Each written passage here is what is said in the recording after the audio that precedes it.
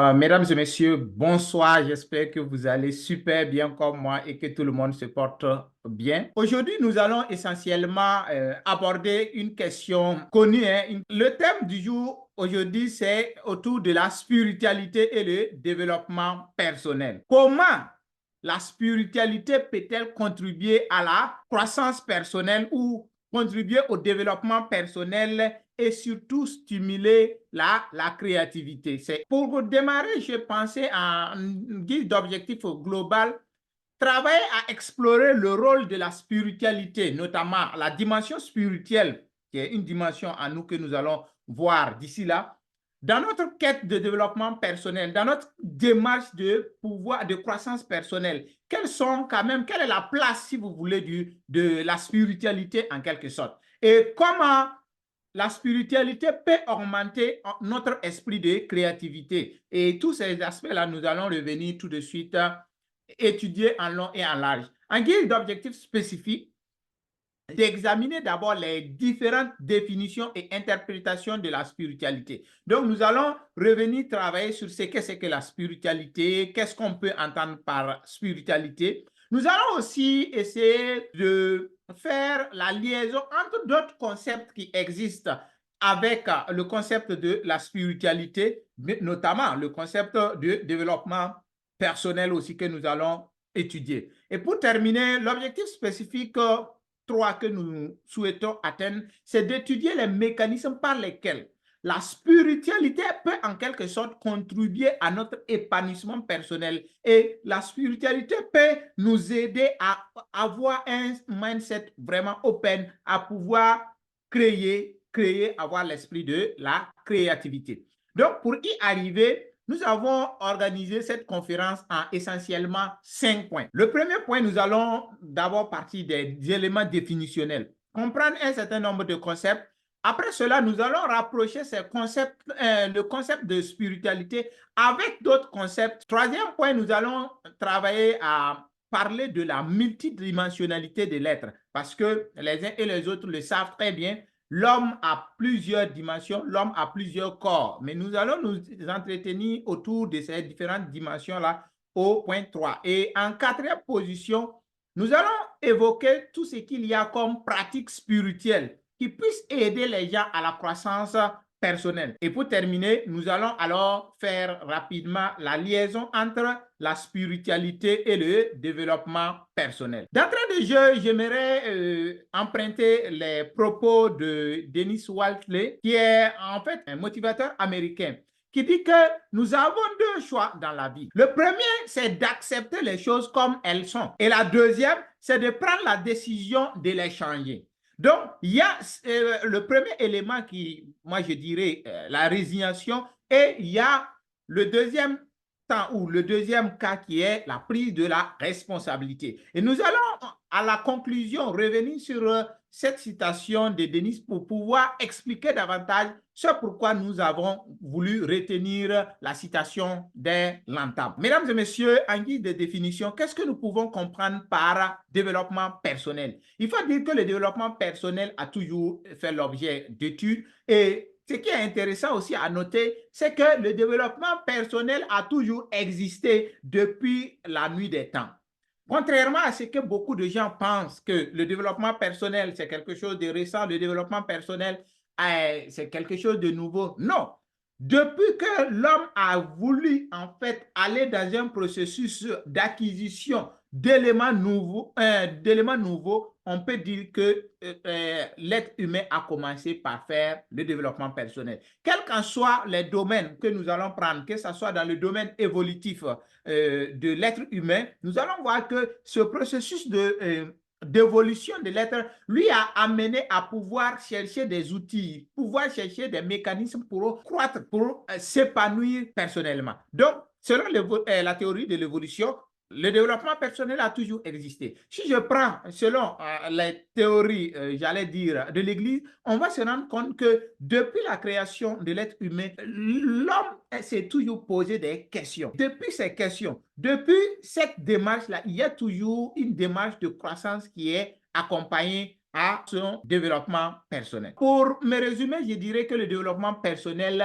regroupe en fait un certain nombre de pratiques, des pratiques diverses si vous voulez, qui peuvent se pratiquer sur le corps, notamment le corps physique, donc ça peut être des mesures physiques ou bien des mesures même psychiques, notamment dans le mental. Et l'objectif en fait du développement personnel, c'est de travailler à la découverte de soi, donc se connaître davantage, connaître qui on est, maîtriser ses émotions. Et certainement, nous allons revenir sur un des modules phares qui est l'intelligence émotionnelle. Et nous allons comprendre pourquoi l'homme a toujours cherché à maîtriser, contrôler, je dirais, ses émotions. Le développement personnel aussi vise en quelque sorte à la valorisation des capacités intellectuelles, des talents. Vous voyez qu'il a été écrit quelque part que Dieu nous a donné à chacun un talent et chacun de nous doit travailler à faire évoluer ce talent-là. Donc, dans le développement personnel, l'objectif, c'est de voir comment on peut aider l'être humain, en quelque sorte, à augmenter ce potentiel-là, à pouvoir améliorer sa qualité de vie, sa qualité de vie. Et c'est tout cet ensemble-là que le développement personnel a comme aspiration, comme dynamique, et le développement personnel souhaite que nous puissions atteindre notre mission de vie, notamment ce pourquoi nous sommes amenés à exister ou bien nous avons été envoyés sur cette terre. Le développement personnel cherche en quelque sorte à aider l'être humain à se déployer, à déployer son plein potentiel. Le développement personnel utilise quand même un certain nombre de méthodes, un certain nombre d'outils, mais l'objectif vraiment, c'est axer l'individu pouvoir évoluer, l'individu pouvoir en quelque sorte atteindre son plein potentiel. Pour pratiquer le développement personnel, il faut tout d'abord travailler à se connaître. C'est la connaissance de soi qui va permettre maintenant de savoir quel outil utiliser, quelle démarche adopter pour pouvoir croître. Mais si vous ne vous connaissez pas, si vous n'avez pas une dynamique de connaissance de soi, ça va de soi que vous utilisez tel ou tel outil et ça ne marche pas, ou tel outil, et vous n'y arrivez pas en quelque sorte à révéler votre point potentiel. Beaucoup de gens même ne connaissent même pas leur point fort ou bien leur talent. Et le développement personnel va vous aider en quelque sorte à révéler ces talents-là, à pouvoir mettre en exergue ces talents et à pouvoir vous déployer davantage. Deuxième définition que j'aimerais partager avec vous, c'est la créativité. Qui parle de créativité fait référence à notre capacité mentale à créer du nouveau, à créer en fait de l'original et à pouvoir créer soit à partir de ce qui existe déjà ou bien ex nihilo, donc ce qui n'a jamais existé, il fait exister cela. La créativité, en fait, c'est un processus cognitif complexe. Nous allons comprendre que la créativité fait référence à quel référentiel ou quelle dimension de notre corps. La créativité va faire référence à la dimension mentale, ou à la dimension pensée de notre corps. Et nous allons voir, est-ce que la dimension spirituelle peut aider cette dimension-là à pouvoir se déployer, cette dimension-là à pouvoir grandir en quelque sorte. Avec la créativité, on va voir que cette créativité-là peut se manifester de plusieurs manières. Il y a les inventions, il y a la peinture. Vous voyez qu'il y a des peintres, lorsqu'ils font, de la peinture, c'est un art, c'est créatif. Donc, la créativité se retrouve un peu partout dans la vie de l'être humain. Donc, développement personnel qui est objectif principal, épanouissement personnel, croissance personnelle. Créativité qui est en quelque sorte développer son imaginaire en produisant quelque chose de nouveau, quelque chose vraiment qui puisse venir et qui sort de l'ordinaire en quelque sorte. Troisième élément de définition que j'aimerais partager avec vous, c'est le mot principal du jour. La spiritualité, en fait, prend en compte plusieurs éléments. La spiritualité est assez vaste et ça prend plusieurs facettes, comme je le disais. Et qui parle de spiritualité va parler en fait de croyances, de pratiques, des expériences. Et tout ça, c'est lié en fait à la quête, à la recherche d'un sens donné, soit de la transcendance, c'est-à-dire de pouvoir dépasser les capacités physiques que nous voyons, c'est-à-dire aller au-delà de l'aspect physique. Donc, automatiquement, qui parle de spiritualité va voir automatiquement l'élément le plus proche qui est métaphysique, ce qui est au-delà en fait de la physique. Donc, la spiritualité ici, c'est tout ce que nous allons avoir comme croyance, tout ce que nous allons avoir comme démarche. Je prends ce mot parce que c'est l'élément principal que nous allons comprendre au cours de cette conférence. La spiritualité comme expérience humaine. Donc, c'est une expérience que chacun va en fait vivre. Élément principal. À partir d'un certain nombre de pratiques, si vous voulez, dans l'optique en fait de pouvoir atteindre un niveau donné ou bien de pouvoir découvrir un sens. Et tout ça pour le bonheur de soi, pour le bonheur personnel, si vous le voulez. Donc, la définition de la spiritualité, comme je l'ai dit, ça, c'est un mot vaste et complexe. Et en plus de cela, il faut dire que d'une philosophie à l'autre, la spiritualité, la définition de la spiritualité va varier. Donc, en fonction soit de la religion, en fonction de la philosophie, en fonction des cultures, des milieux de culture qui parlent de spiritualité va automatiquement soit coller à la pratique, soit coller à la manière, la démarche en fait dans ce processus spirituel. Mais j'ai voulu retenir beaucoup plus la spiritualité dans notre contexte, notamment la spiritualité dans le contexte ou dans le jargon du développement personnel. Qu'est-ce que nous pouvons comprendre par spiritualité dans un contexte de développement personnel?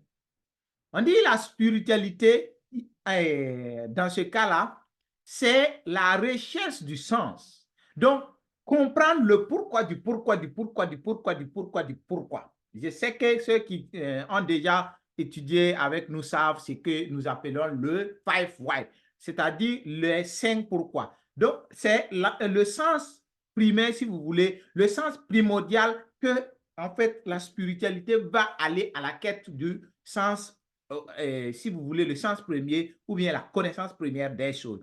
Deuxième élément, c'est la croissance personnelle. Donc, qui parle de spiritualité va parler de quête vers une croissance,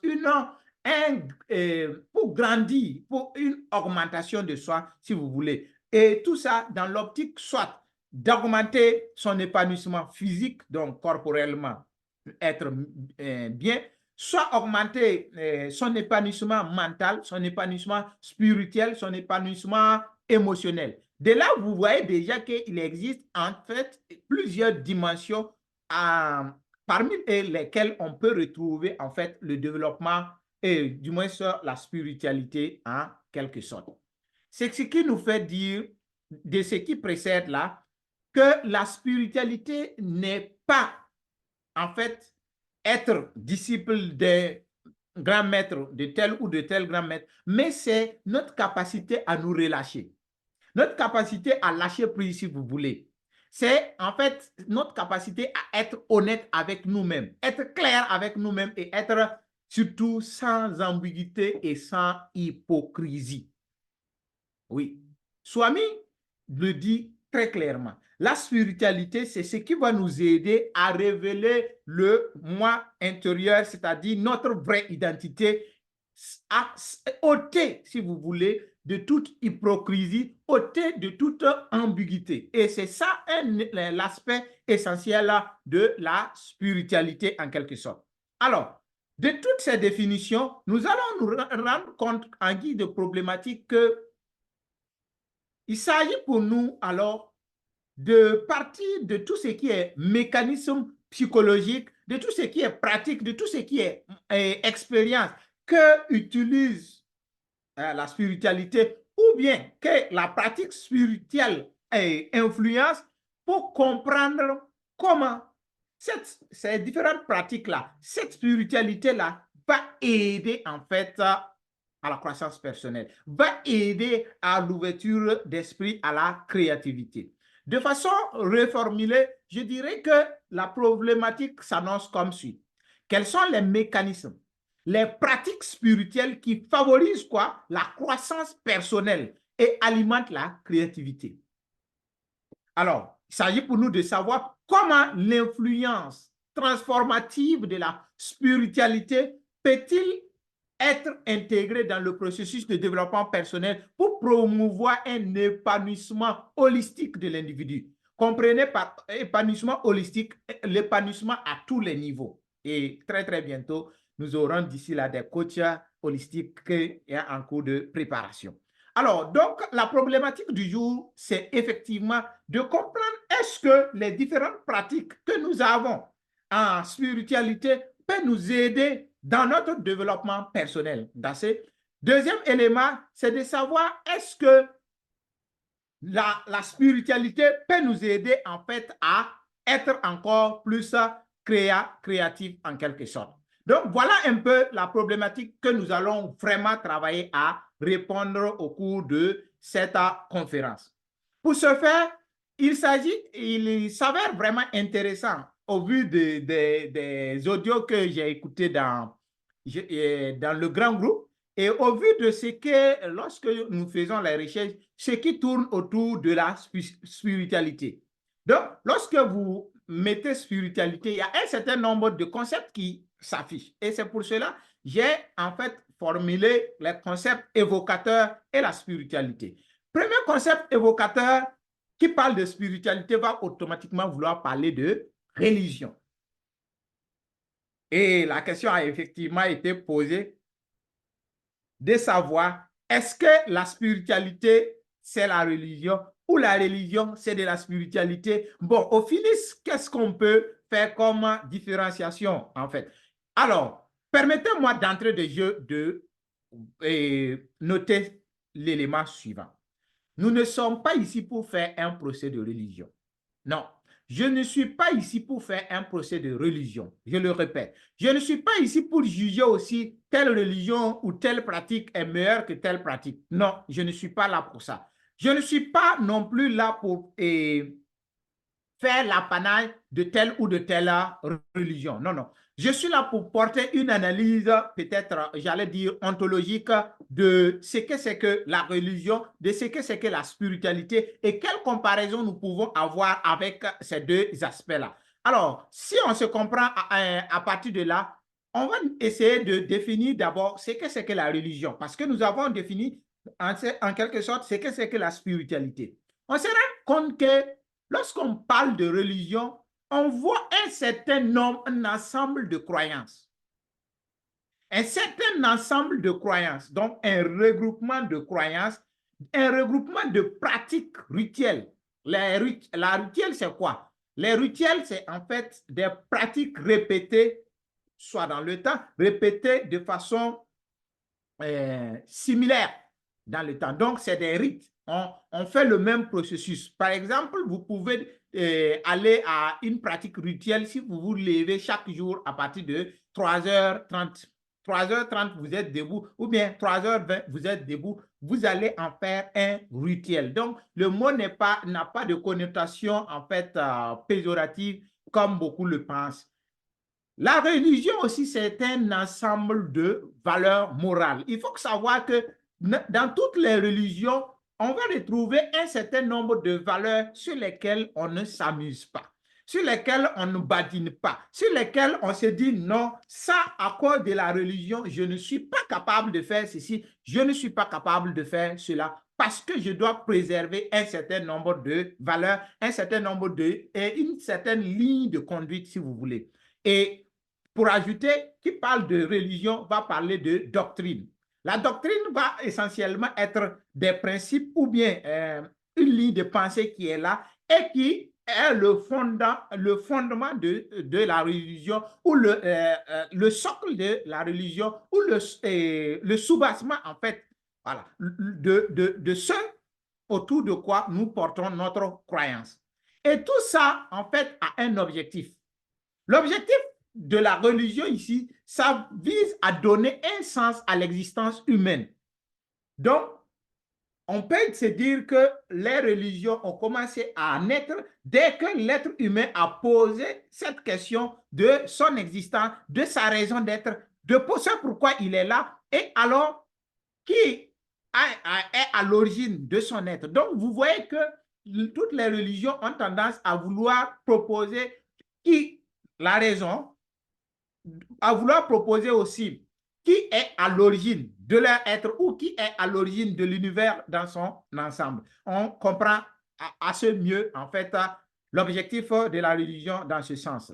Alors, une autre spécificité de la religion que nous allons avoir, c'est que la religion englobe généralement des systèmes organisés. Donc, quand vous venez dans une religion, vous allez voir qu'il y a une certaine organisation, j'allais dire, une bonne organisation, si vous me permettez le terme dans ce sens-là, donc autour de la croyance. Donc, il y a un certain nombre de règles à faire ou à ne pas faire. Il y a une certaine hiérarchisation. Et si vous voulez, il y a encore un autre aspect, il y a une attribution de rôle de à celui-ci ou à cela. Donc, j'évite de prendre des exemples pour ne pas être... Si je prends un exemple dans tel élément, il me faut prendre un exemple dans tel ou tel et tel élément. Donc, c'est pour cela je vais rester peut-être dans les échanges, on pourra revenir, si vous le souhaitez, de façon spécifique. Donc, la religion se base à partir d'institutions, comme je vous le disais. Et les institutions, c'est l'organisation à partir d'un certain nombre de règles. Et c'est tout ça qui fonde en quelque sorte la religion. Et quand on prend la religion qui est beaucoup plus l'ensemble de croyances, donc nous voyons un regroupement d'éléments de croyances, une institutionnalisation, nous allons voir que par rapport à la spiritualité qui est, vous vous rappelez, une quête de sens, nous allons voir qu'il y a une certaine différenciation qui se dégage à plus d'un certain nombre de points. Et j'en ai retenu essentiellement 3 à 4 points pour vous partager la différenciation entre peut-être religion de façon générale et spiritualité. Nous allons partir d'abord à partir de la nature. Quand on prend la religion, sa nature et la spiritualité et leur nature ont tendance à différer. Alors, on voit que la religion est souvent associée à un système de croyances. C'est que, communément, si vous prenez les recherches, vous allez vous rendre compte qu'on revient, lorsqu'on parle de religion, on parle de dogme, on parle de principes immuables, comme je vous le disais, de lois vraiment sur lesquelles on ne doit pas, en fait, tergiverser. On parle aussi de religion, on va parler de doctrine, de rituel, de démarche, de processus, si vous le voulez. Et tout ça, là, c'est enrôlé d'une certaine organisation. Et il y a une organisation qui est très bien établie, qui permet de gouverner, en fait, dans le processus de la religion. Tandis que quand nous prenons la spiritualité, elle est beaucoup plus personnelle, elle est subjective. Donc, c'est beaucoup plus lié à l'individu lui-même. Une personne, un individu qui est à la quête de son sens, c'est-à-dire le sens de son existence, si vous voulez, qui est à la quête de la transcendance, donc du dépassement de soi, qui est en train de vouloir se connecter à soit à une entité qui puisse être supérieure à lui. On va l'appeler comme ça.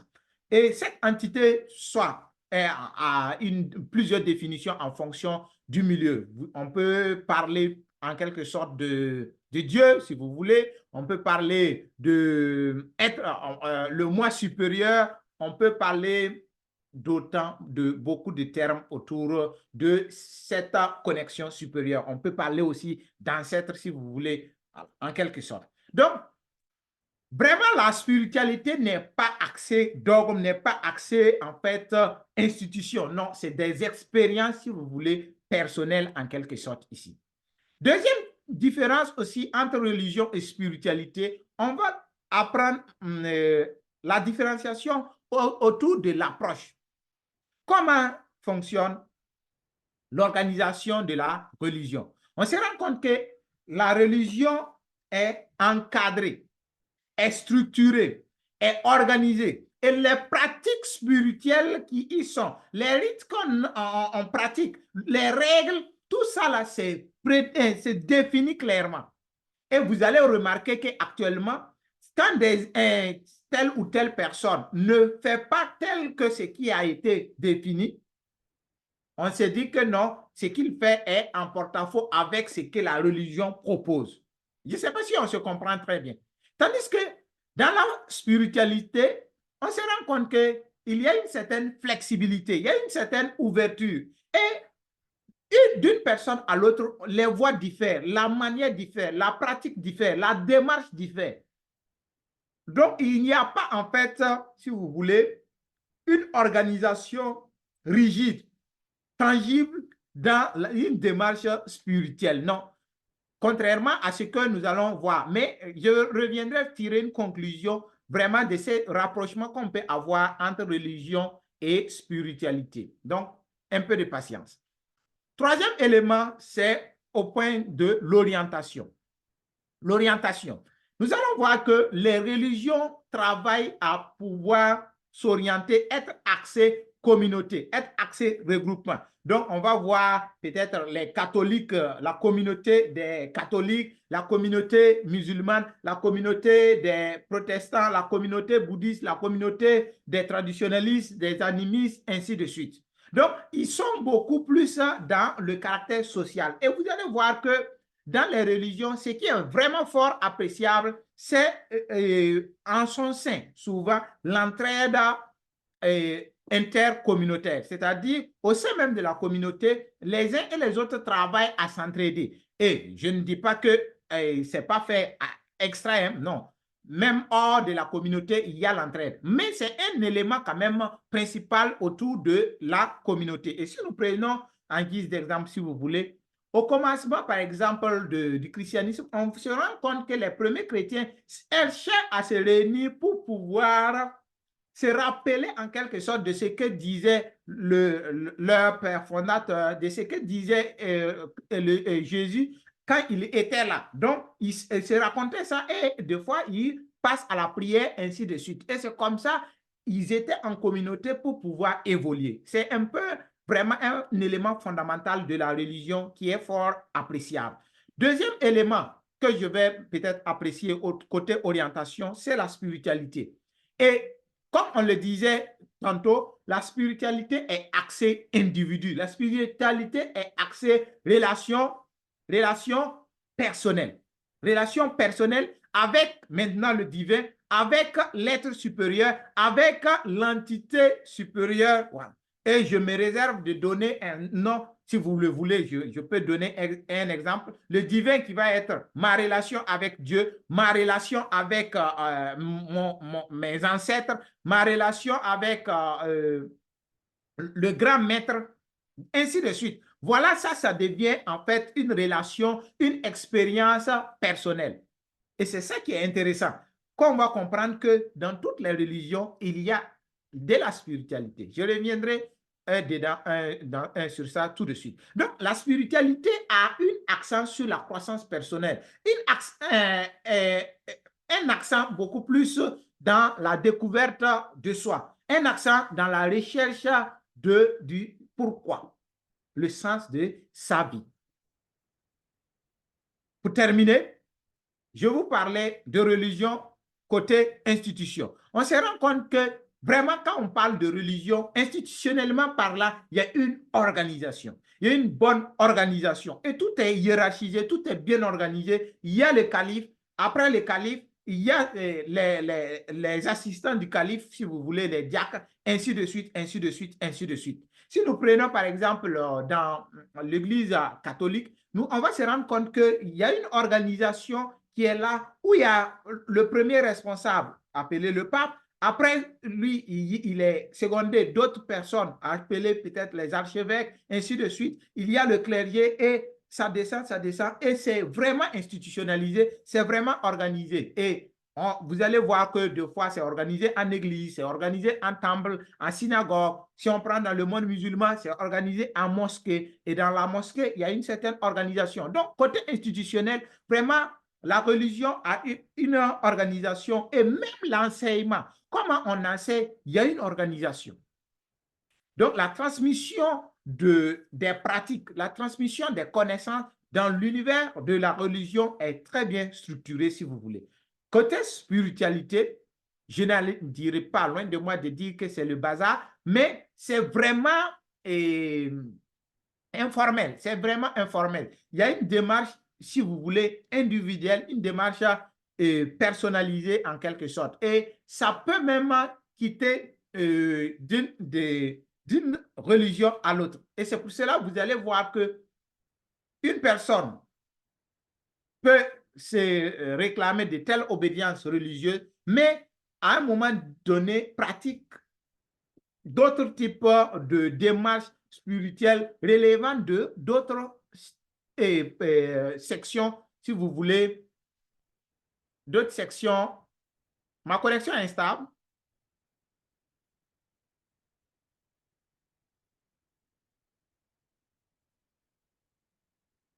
Si la connexion est bien, vous me dites.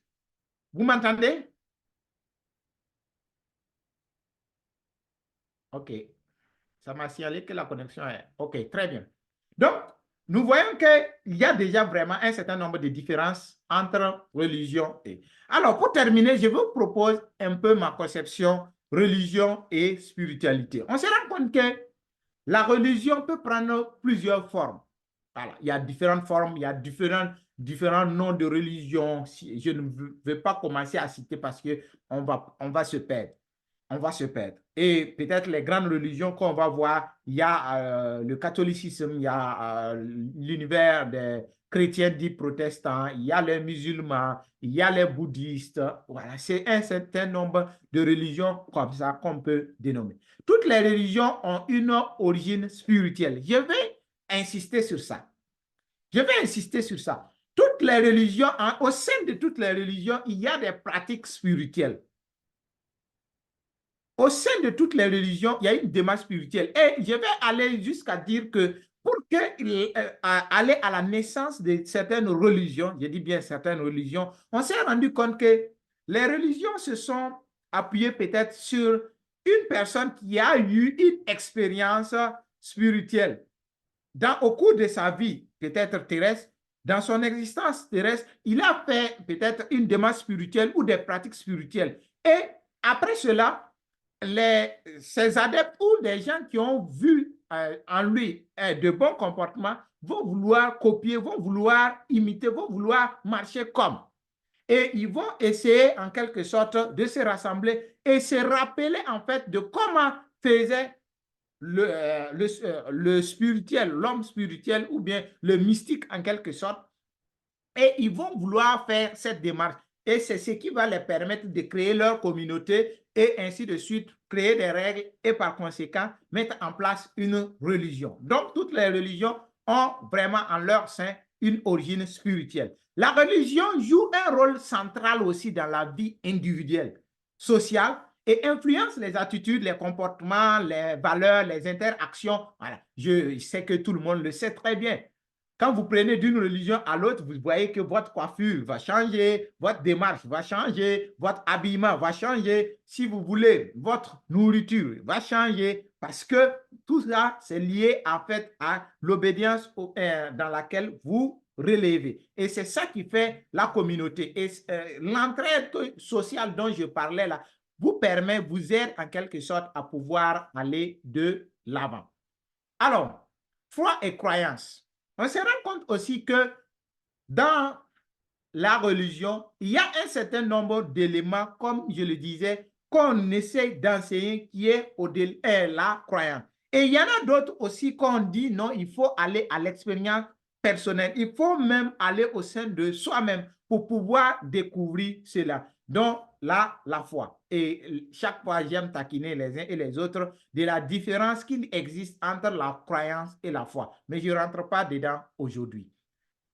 Nous voyons de ce qui précède là que beaucoup de gens, effectivement, dès qu'on parle de spirituel, on voit la religion. Dès qu'on parle de religion, on voit le côté spirituel. Et nous venons de voir qu'il y a effectivement des imbrications, il y a un certain nombre de mélanges, mais il y a quand même matière de différence à faire. Autre différence aussi à apprécier avec la spiritualité, c'est spiritualité et ésotérisme. Lorsqu'on parle de la spiritualité, on a tendance à parler, mais l'ésotérisme, oui, c'est ésotérique, c'est occulte. Donc, l'occultisme. Et nous allons essayer de voir la différence effectivement entre spiritualité et occultisme. Cela réside principalement dans l'objectif, Ça veut dire dans la pratique et dans les croyances qui sous-entendent ou qui sous-entendent, oui, la pratique occulte ou les pratiques spirituelles. Je parlais tantôt des objectifs. On se rend compte que dans la spiritualité, comme on le disait, on vise généralement le développement personnel. Rappelez-vous, spiritualité et développement personnel. Donc, la spiritualité travaille à aider l'être à son développement personnel, à sa croissance spirituelle, donc à pouvoir nourrir sa dimension spirituelle, à pouvoir nourrir son corps spirituel qui est en lui.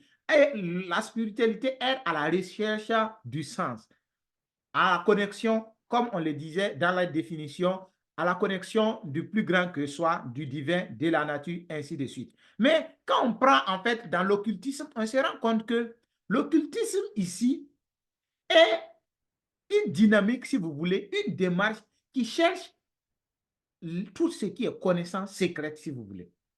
Tout ce qui est connaissance cachée.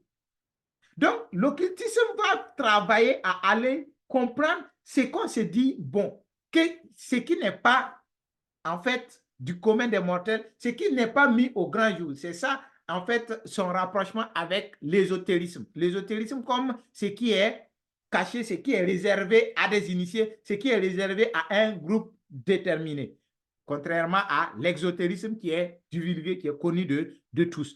Et dans l'occultisme, il y a une possibilité de manipulation de ce que nous appellerons les forces invisibles. Donc, dans l'occultisme, on se dit non, peut-être il y a des entités invisibles qui sont là et on a la possibilité de donner ordre à ces entités-là ou de pouvoir manipuler en fait ces forces invisibles. Si vous voulez, par exemple, faire venir la pluie, on va rentrer faire ceci, cela pour créer des entités et qu'il y ait la pluie. Voilà. Ça va relever de l'occultisme parce que ça n'est pas de l'ordre du connu.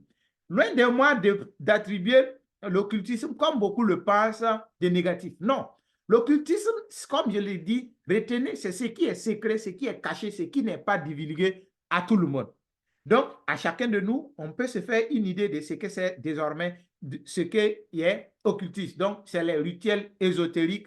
Donc, vraiment, tout ce qui est vérité cachée, tout ce qui est vérité non divulguée, et c'est pour aller dans une compréhension conventionnelle. Conventionnelle, retenons par conventionnel tout ce qui est lié à un groupe d'individus donnés.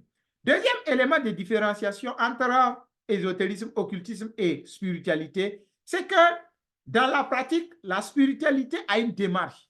Et la spiritualité inclut par exemple la méditation, la prière, la contemplation, la connexion avec la nature, donc la recherche du sens, l'inspiration.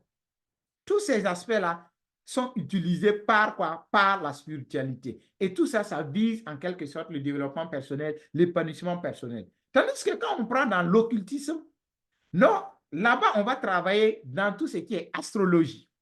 Donc, vous allez voir que lorsqu'on parle de l'astrologie, ce n'est pas donné à tout le monde.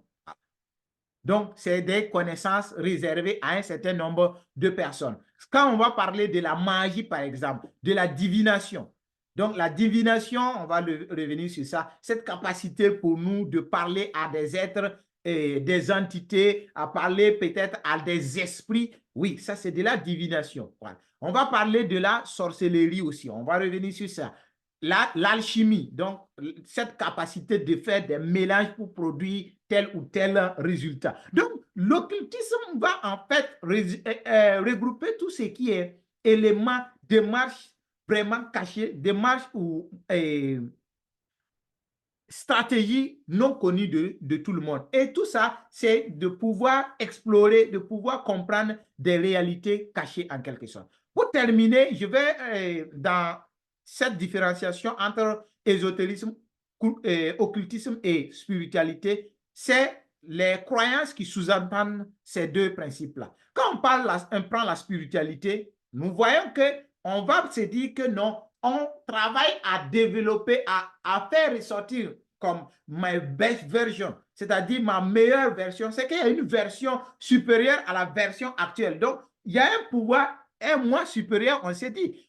La spiritualité va travailler peut-être à trouver une connexion avec une entité supérieure qu'on va appeler Dieu, qu'on va appeler l'univers, qu'on va appeler le guide, ainsi de suite. Donc, Dieu ratisse large. Tandis que dans l'occultisme, les croyances sont beaucoup plus reposées sur des forces surnaturelles, sur des entités spirituelles, sur des énergies ésotériques, donc ce qui est caché, sur des lois secrètes. Donc, vous voyez que dans le développement personnel, des fois, on part évoquer des aspects non connus de tous, donc des aspects occultistes qui vont nous permettre d'aller dans notre quête de développement de nous-mêmes. Donc, tout ça, là, c'est dans l'optique d'influencer notre monde spirituel ou notre monde psychique. Donc, ça, d'influencer la matière ou d'influencer ce qui est non-matière, ce qui est spirituel. Alors, faisons la différence aussi entre spiritualité et sectarisme. Qui parle souvent de spiritualité, beaucoup vont dire, ah non, c'est des sectes. Le sectarisme, on va le voir ce que c'est et on va quand même dégager un certain nombre de différences. On se dit que, en fait, le sectarisme, c'est beaucoup plus, en latin, on dit sectarisme vient de secare, c'est séparer d'eux. Donc, c'est séparer du grand groupe, en quelque sorte, d'un grand groupe qui existe déjà. Donc, c'est une tendance vraiment de séparation. Mais cette tendance de sectarisme, donc, quand on parle de la différence maintenant entre secte et sectarisme, le sectarisme va être beaucoup plus cette tendance extrême, poussée, dogmatique, idéologique et une croyance en fait ferme, spécifique à une croyance ou bien à un principe donné ou bien à une dynamique donnée.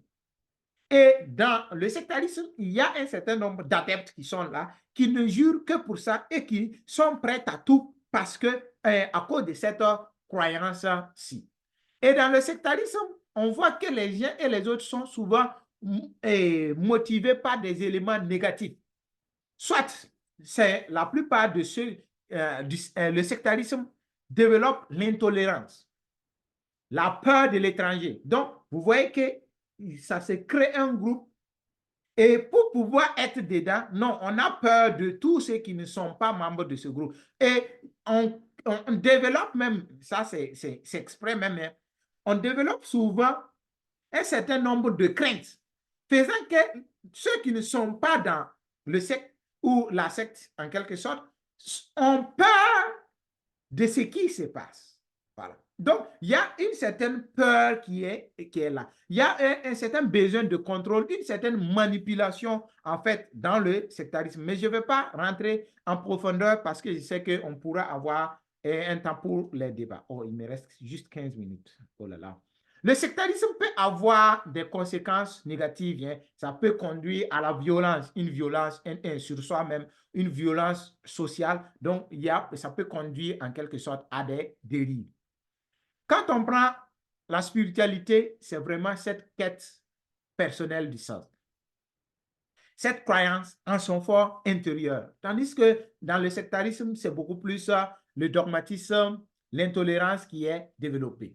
Cette spiritualité et sorcellerie, je vous renvoie à l'occultisme. Donc, la sorcellerie est un peu tout ce qui est phénomène caché et qui, d'une manière ou d'une autre, peut-être certains voient en ça des éléments positifs, des éléments pour se protéger, ainsi de suite. D'autres voient en cela des aspects négatifs parce que ça développe un certain nombre de forces occultes qui vont donnent la possibilité de faire le mal.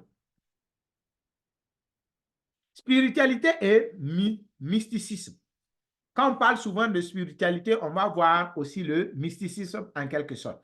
Et à ce niveau, il faut faire la différence rapidement, de façon rapide, et que lorsqu'on parle de mysticisme, la plupart du temps, on se dit non, c'est le spirituel.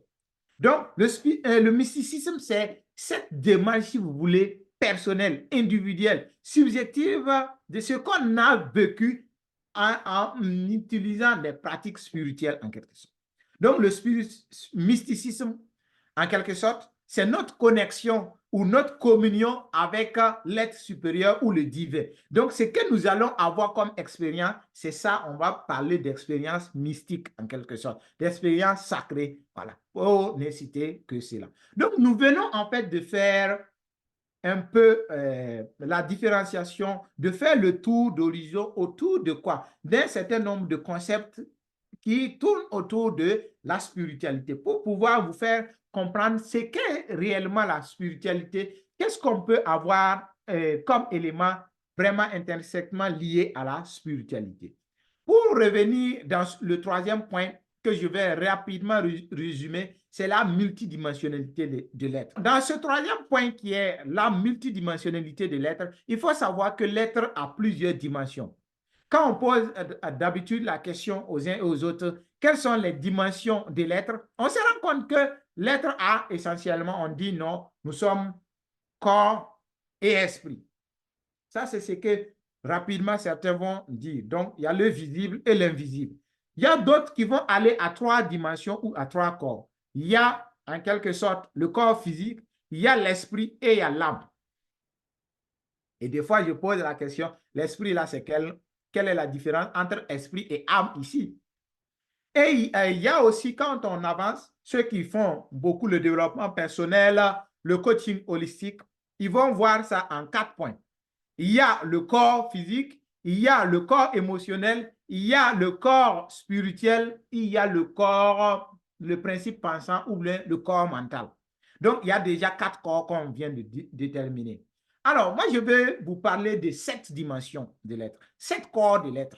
Je ne vais pas rentrer, lorsqu'on prend chaque corps, hein, il y a encore des sous-jacents dans les différents corps. Je ne vais pas rentrer dans ces aspects-là. Je vais juste me limiter à 7 corps pour vous partager la multidimensionnalité de l'être. Donc, vous allez voir qu'au bas de l'échelle, il y a le corps physique ou le corps éthérique, c'est-à-dire l'élément argile que nous avons vu la semaine dernière. Donc, le corps argile là. Voilà. Deuxième dimension qu'on a, c'est la dimension énergétique, la dimension énergie. Donc, le corps, l'être humain est constitué d'énergie. Nous allons un jour revenir sur ces différents corps-là. Donc, je ne vais pas vraiment développer parce que nous allons retravailler sur la multidimensionnalité de l'être. Pour ceux qui le veulent aussi, vous pouvez aller sur ma page YouTube.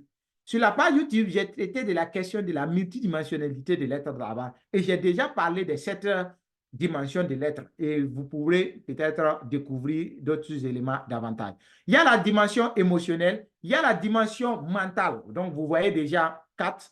Il y a la dimension mentale supérieure ou intuition qu'on a vu dedans. Et toutes ces 3 dimensions correspondent à la dimension, si vous voulez, spirituelle. Donc, la volonté divine ou l'amour inconditionnel qui est la 4e dimension et 5e dimension, la dimension spirituelle. Et en plus de ça, j'aime développer la dimension personnalité.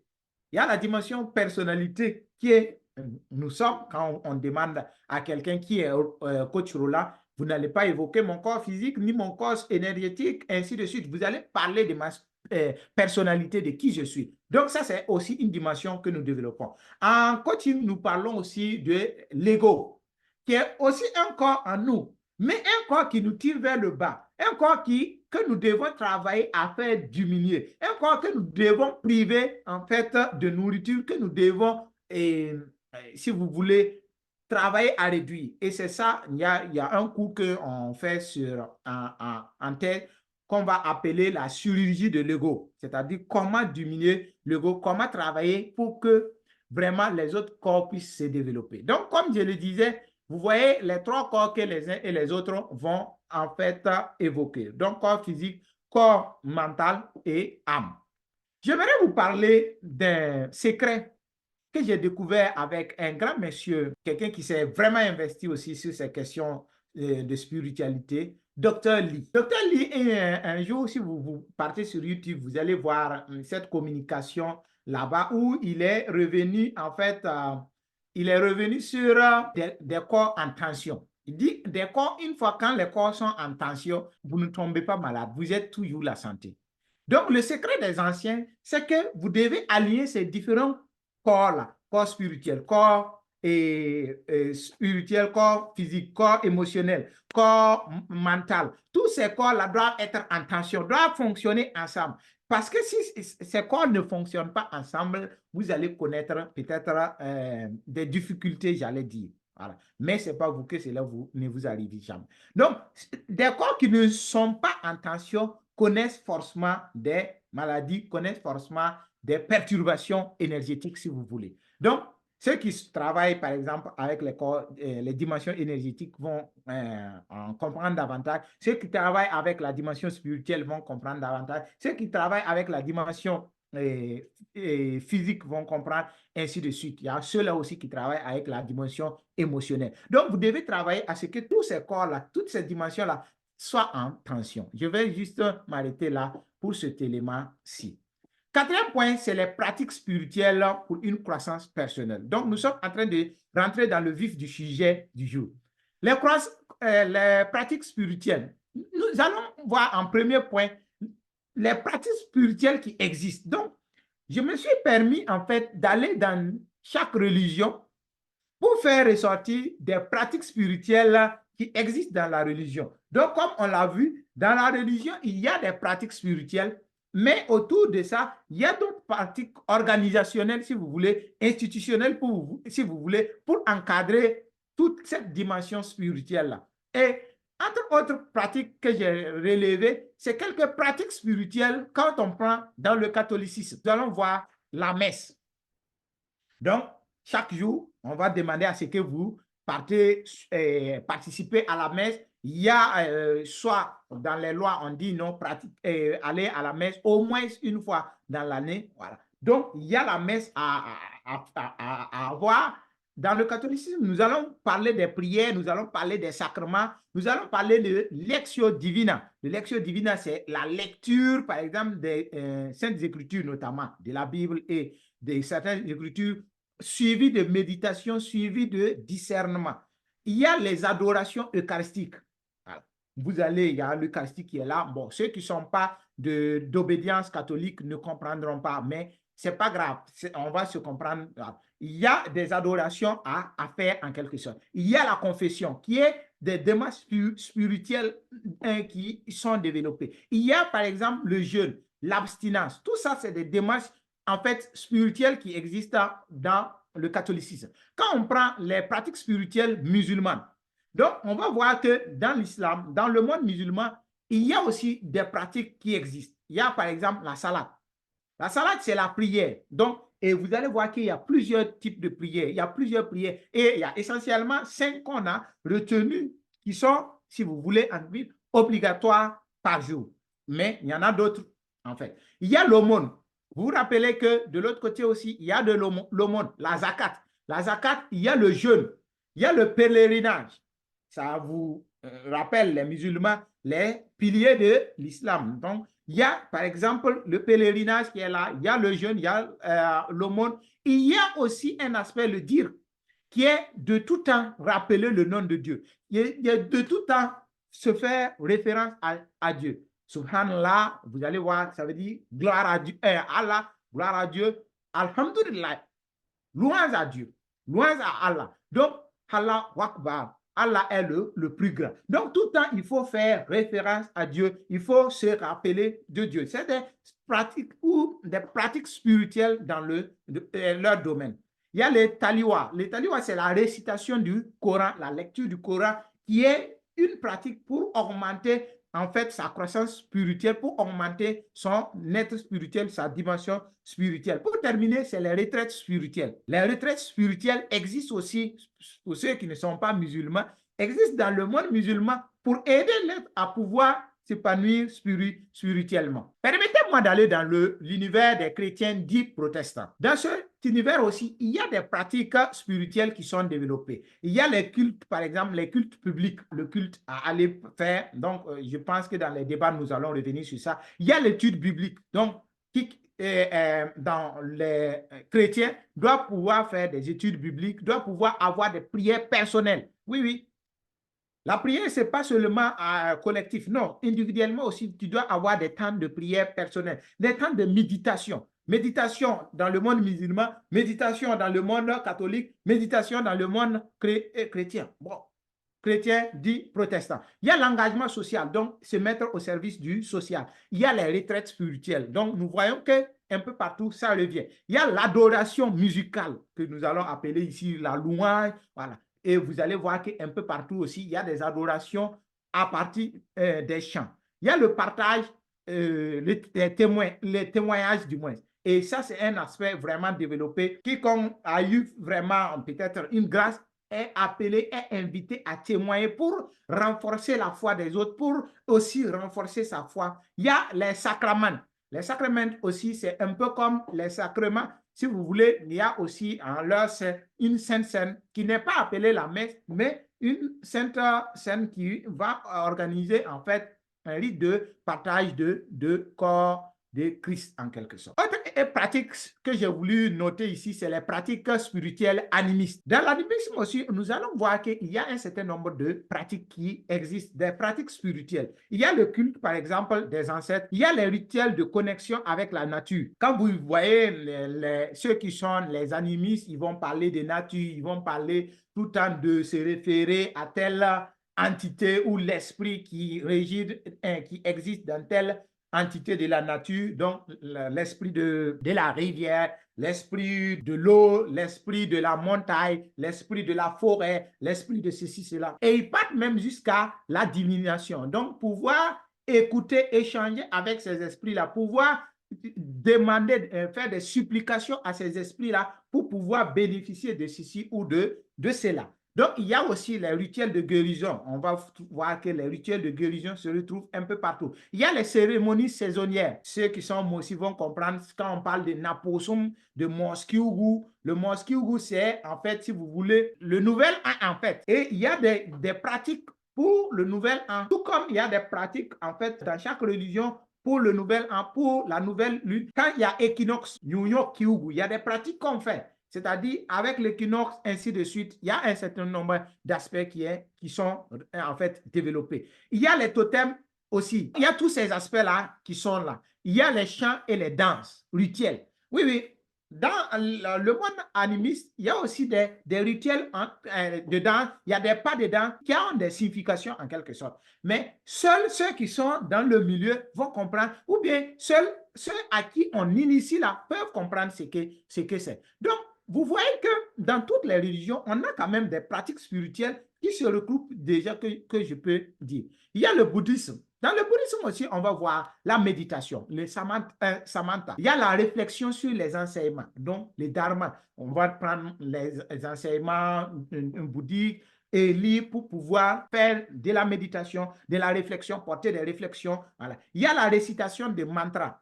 Des mantras, c'est pour activer peut-être des centres énergétiques. Il y a les pèlerinages, tout comme dans le monde des musulmans, tout comme chez les chrétiens, il y a des pratiques spirituelles de pèlerinage pour aller voir des lieux saints pour pouvoir augmenter sa dimension spirituelle. Il y a les pratiques, les rituels funéraires. Il y a les retraites spirituelles aussi. Donc, partout, il y a retraites spirituelles.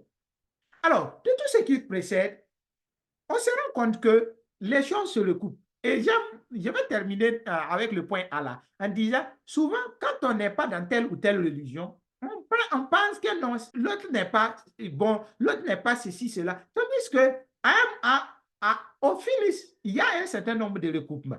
Je ne veux pas rentrer dans un débat religieux, mais je veux juste vous faire comprendre qu'il y a des pratiques spirituelles qui se recoupent quand même. Dans mon deuxième point du point 4, c'est les pratiques pour plus d'épanouissement personnel pour augmenter sa créativité. Selon le développement personnel, pour pouvoir avoir plus de créativité, pour pouvoir augmenter sa meilleure version, pour pouvoir s'épanouir, il faut pratiquer la méditation. Oui, oui. Il faut avoir des temps de méditation. Et si vous ne savez pas comment méditer, je vous invite à aller chercher comment méditer. Il faut avoir de l'exploration spirituelle. Là où vous êtes, vous allez voir que les praticiens du développement personnel vont toujours vous conseiller à lire des documents sacrés, à lire la Bible, à lire le Coran, à lire le Talmud, ainsi de suite. Parce qu'en lisant ces documents, vous allez augmenter votre dimension spirituelle et cette dimension spirituelle va vous aider à augmenter votre être. Il y a le journaling. Le journaling, c'est la démarche, notamment votre agenda. Il y a la visualisation créative ou la visualisation créatrice. Vous allez voir que la méditation, la visualisation créatrice vous aide à augmenter votre créativité, vous aide à augmenter vos champs de possibilités, vous aide à pouvoir croître. Il y a les affirmations. Et les affirmations, nous allons parler d'affirmations positives. Je suis une personne spéciale. Je suis important. Je suis reconnu. Je suis apprécié. Je suis ainsi. Je suis. Voilà. Ça vous aide à augmenter, en fait, votre épanouissement personnel. Et nous allons voir que partout aussi, ça a été dit. Quand vous prenez dans le monde religieux, dans leur pratique des démarche spirituelle, il y a des phrases, lorsque vous êtes dans une telle situation, vous répétez ces phrases-là. Ça va vous aider à pouvoir surmonter, à pouvoir dépasser le phénomène. Et partout, même dans les rites animistes, on retrouve ces différentes phrases-là. C'est pour cela, vous allez voir que des fois, quand vous voulez parler, on dit « je touche du bois ». Pour dire quoi? Pour dire que cette phrase que je m'aimerais dire là, ce n'est pas une bonne phrase, je me débarrasse de telle ou telle phrase, en quelque sorte. Alors, il y a aussi la pratique de la gratitude. Donc, l'aumône, le don de soi, l'engagement social. Donc, la pratique de la gratitude, de savoir dire merci, de savoir apprécier les choses pour pouvoir augmenter votre croissance personnelle, vous devez avoir ces pratiques-là. Il y a aussi le développement de compétences, c'est-à-dire l'apprentissage continu. Si vous voulez vous développer personnellement, si vous voulez aller dans la croissance personnelle, vous devez chaque jour d'apprendre quelque chose de nouveau. Vous devez, par exemple, chaque semaine, d'être sur la plateforme pour qu'on apprenne ensemble quelque chose de nouveau. Donc, chaque jour, on se doit d'apprendre quelque chose de nouveau. Il y a les pratiques artistiques, donc, c'est-à-dire passer à l'action. Par exemple, si vous voulez augmenter votre créativité en peinture, il faut commencer à apprendre en quelque sorte. Donc, il y a l'écoute de son être intérieur, voilà. Il y a l'altruisme, c'est-à-dire être au service des autres, pratiquer l'acceptation, l'apprentissage continu, se connecter avec la nature, la pratique de la pleine conscience, cultiver les relations significatives, ainsi de suite, ainsi de suite. Pour terminer, j'aimerais vous dire de tout ce qui précède qu'il existe vraiment une liaison entre le développement personnel et la spiritualité. Pour ne même pas dire qu'ils ont tendance à être la même chose. Parce que ce que la quête, l'objectif recherché par le développement personnel, cet épanouissement personnel, cette quête de ce pourquoi on est là, c'est ce qui répond aussi à la question lorsqu'on interroge la spiritualité, le sens de notre existence. Donc, c'est la quête du sens de la connexion, la croissance holistique, donc la croissance à tous les niveaux. Donc, la croissance à tous les niveaux de l'individu. Il y a aussi l'ouverture à la transformation, c'est-à-dire cette croissance permanente, cette quête d'aller de l'avant, et il y a ces pratiques complémentaires, notamment entre quoi? Entre spiritualité et développement personnel, la méditation, la visualisation, la gestion du stress, ainsi de suite. Donc, tous visent l'objectif global qui est le bien-être, le bien-être. Autant la spiritualité veut aider l'homme à pouvoir vraiment vivre aisément sur terre et aller aussi avoir quelque chose de bien dans l'au-delà. Donc, l'un dans l'autre, on peut dire que les deux aident l'homme à pouvoir atteindre l'homme. Sur ce, je vais vous dire sincèrement merci pour votre attention.